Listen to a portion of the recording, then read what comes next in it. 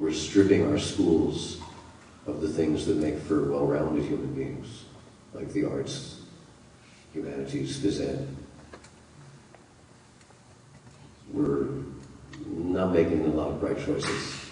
I mean, we really need more depth.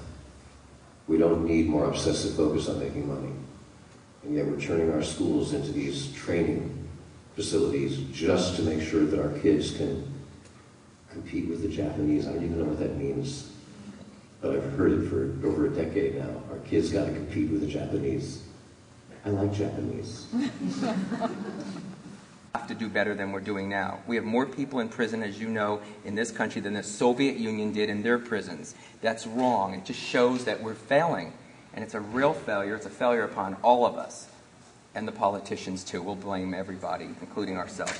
Friends outside, and they're really doing a lot of good work, and I'm really happy to be associated with them. And I know that I'm here to hear some of the spiritual side of what an alternative to prison and a sort of a way to prevent people from going into prisons by giving them the tools that they will need to build their spiritual sense and to help them cope with the very, very harsh reality that we live in every single day.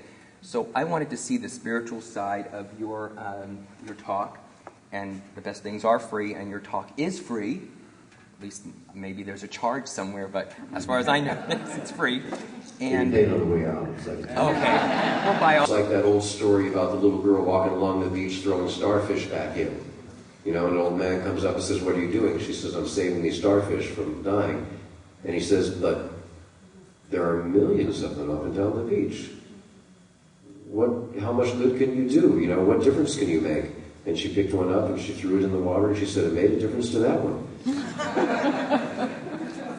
We make a difference to all the people we come in contact with, and it's so good. I have been in close to 1,000 prisons at this point.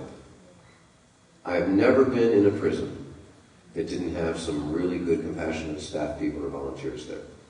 And so that's what's happening, to answer your question. That's what's happening, and we always need more. We should always keep that strong.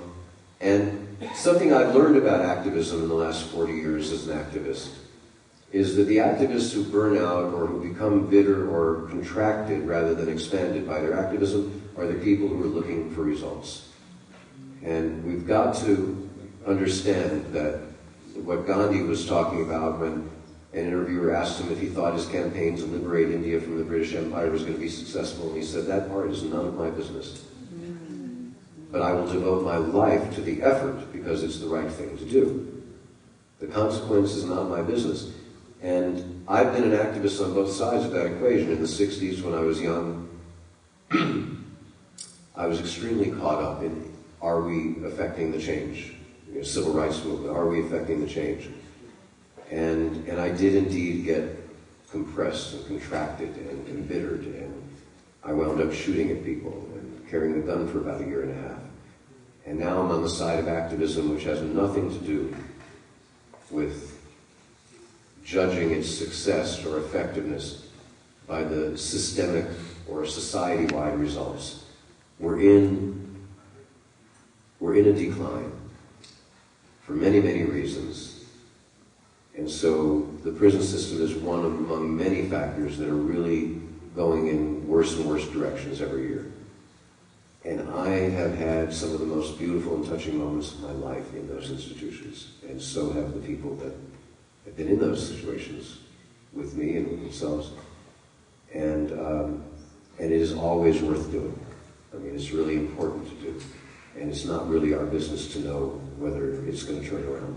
The guys on the cell block were locked down. And so I'm walking through with my guitar, and I'm just on my way out of the prison. And these cells are unbelievable. They're 4.5 by 7 feet. 4.5 feet by 7 feet. Double bunk beds, 2 big guys, locked down 24 hours. And since the bed comes out 3 feet, there's only 1.5 feet.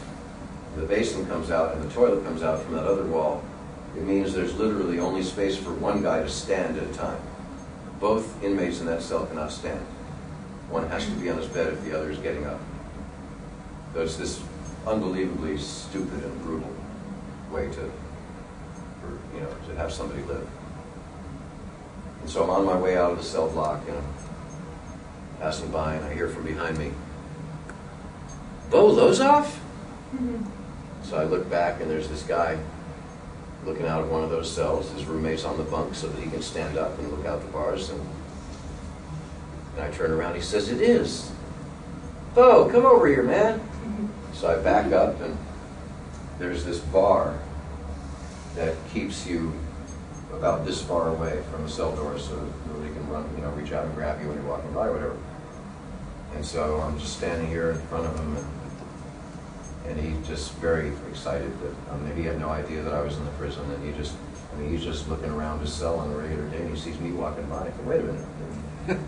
Looks at the back of his book. Wait a minute. And so he was very excited and just telling me how we're all doing time, saved his life, and how much it meant to him and stuff. And he's been in our mailing list for years and asking me how my wife and son are.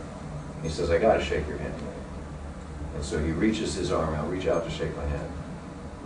Reach. No, your right hand. So reach it. No, just sit. You gotta stay in your cell. Reach as far as you can. And I reach over this bar, and that's about it. Can't do it. And I'm not I can't imagine leaving this guy in that stupid, brutal cell. All he wants to do is shake my hand. And so I have the person who's with me hold onto my belt. And I lean over the bar, and all we can do is this. And we just closed our eyes.